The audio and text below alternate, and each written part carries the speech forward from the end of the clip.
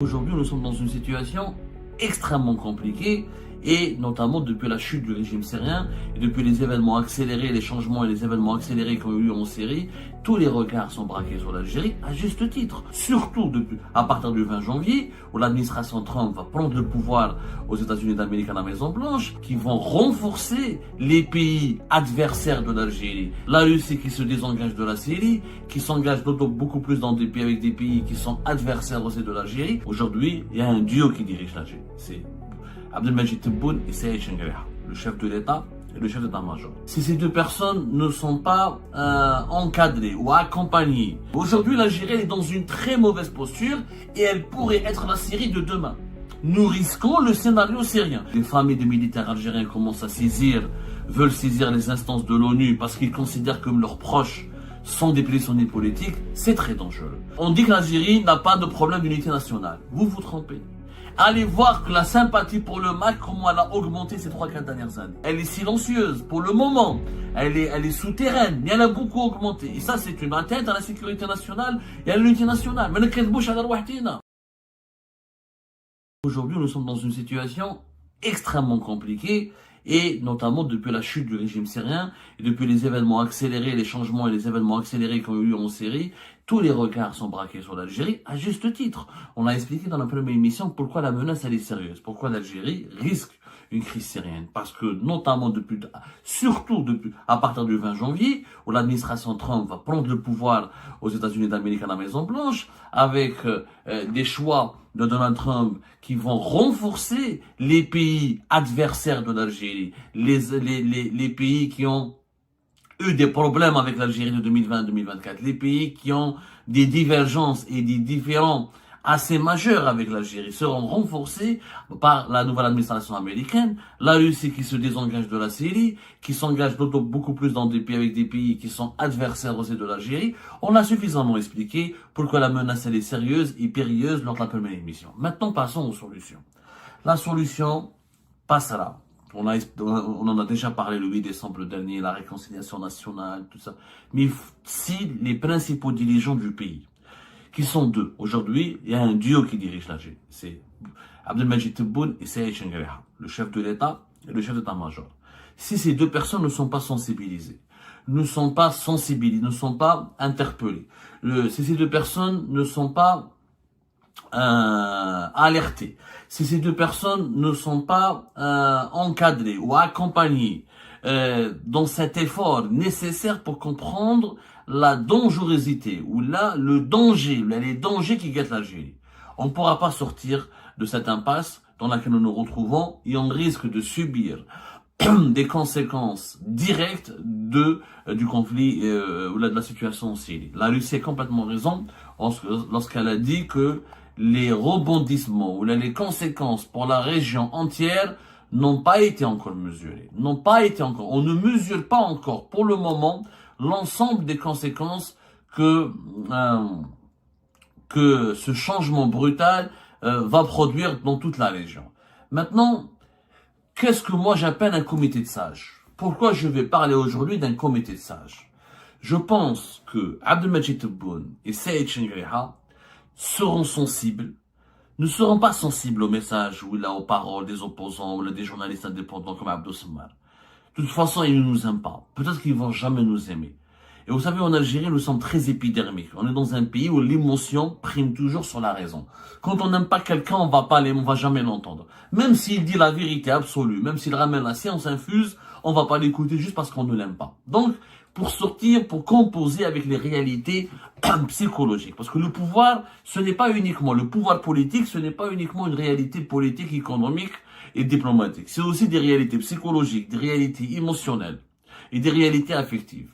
Au regard de l'affectif, de la dimension émotionnelle des dirigeants actuels du pays, je pense que Tebboune et Saïd Chengerha ne seront sensibles qu'à l'appel, qu'aux discussions, qu'aux paroles de personnalités nationales qui ont autant d'influence qu'eux par le passé,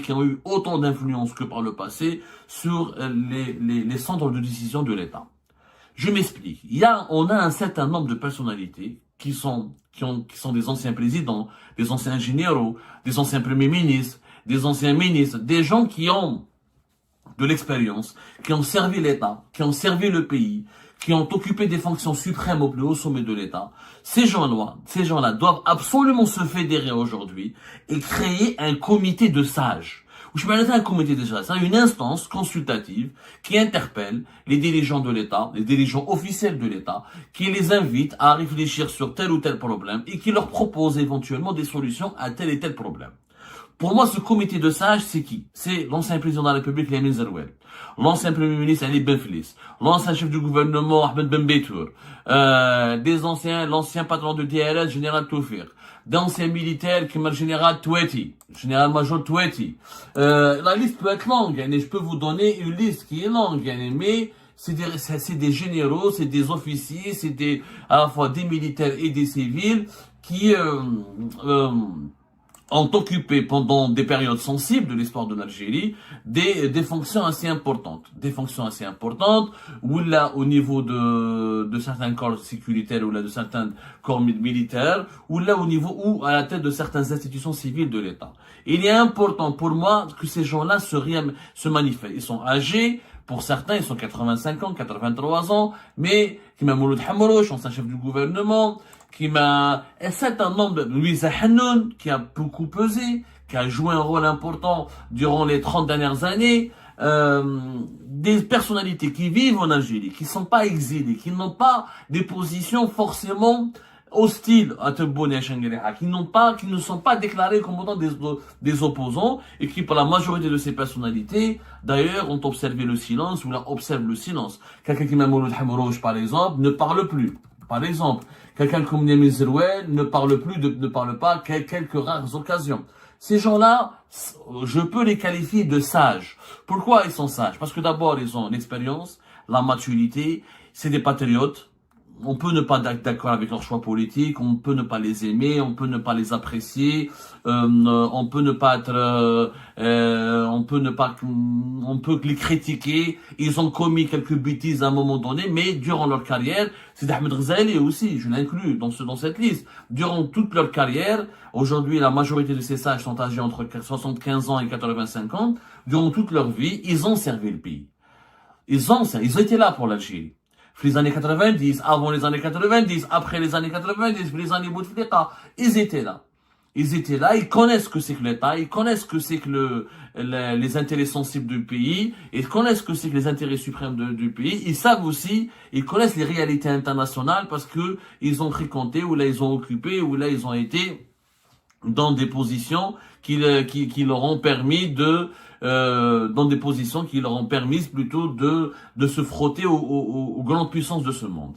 Pour moi, Rabdan Amamara, l'ancien chef de la diplomatie algérienne, d'anciens diplomates que je pourrais pas citer, on peut créer un groupe de 30 à 40 personnes que j'appellerais moi les sages, un comité de sages, d'anciens diplomates, d'anciens militaires, d'anciens chefs de gouvernement, d'anciens premiers ministres, d'anciens ministres, des généraux à la retraite, d'anciens chefs de l'armée ou des chefs de service de l'enseignement. Ces gens-là, on peut regrouper une quarantaine de personnes qui formeront un comité de sages, qui demanderont directement, qui vont avoir des audiences régulièrement avec Abdelmajid Tebboune et avec Saïd Chengueleha pour discuter avec eux de la situation du pays sur la scène internationale et sur la scène nationale. Vous savez que le problème actuel de ce régime, c'est qu'il est isolé, il fait cavalier seul. À force de vouloir cavalier seul, il est devenu aveuglé par ses certitudes, il est devenu aveuglé par, il est mal entouré, que Chengueleha comme Tebboune sont très mal entourés, les deux sont patriotes. Je peux dire que les deux aiment l'Algérie à leur façon, peut-être, mais je peux pas critiquer leur patriotisme,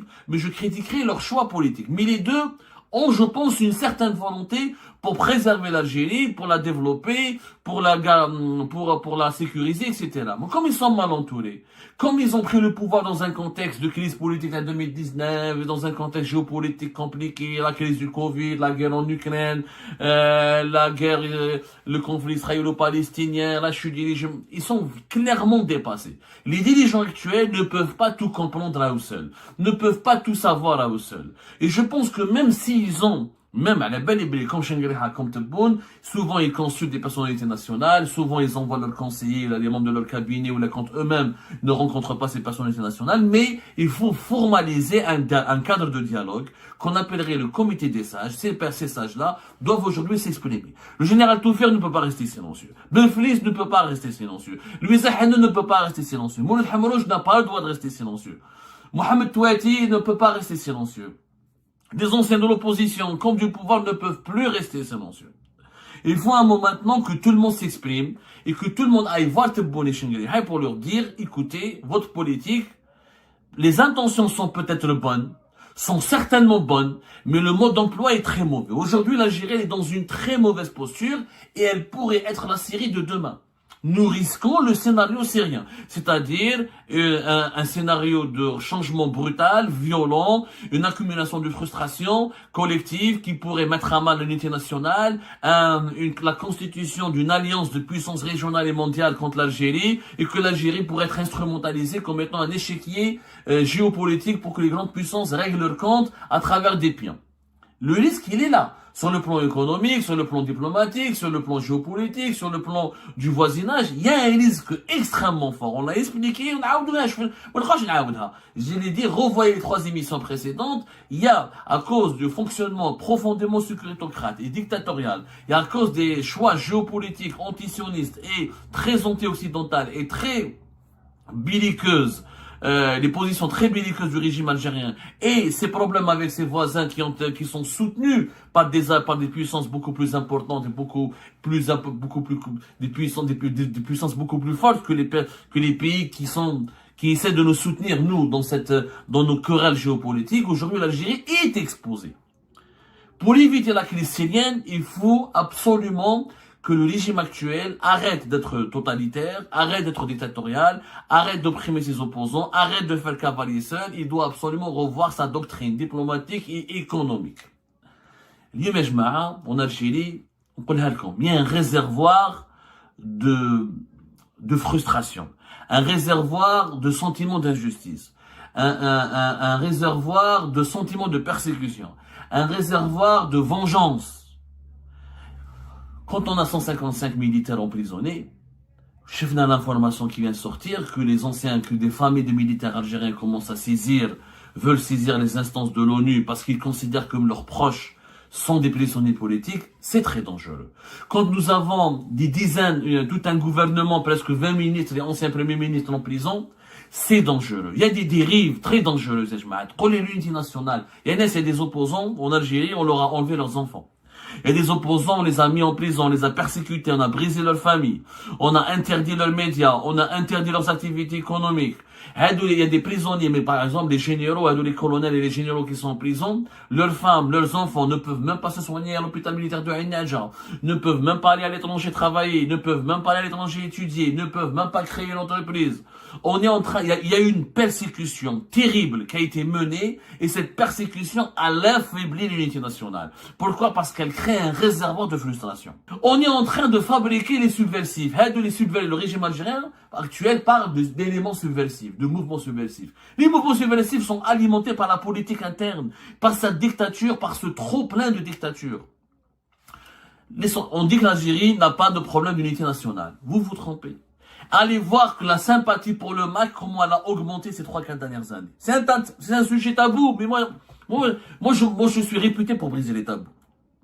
Moi, je suis pas là pour plaire. Moi, je suis pas là pour que vous m'aimiez, ou là pour vous cliquiez, moi, je suis là pour vous dire la vérité. Le sentiment séparatiste en Algérie, il est en forte augmentation. Pour une raison simple.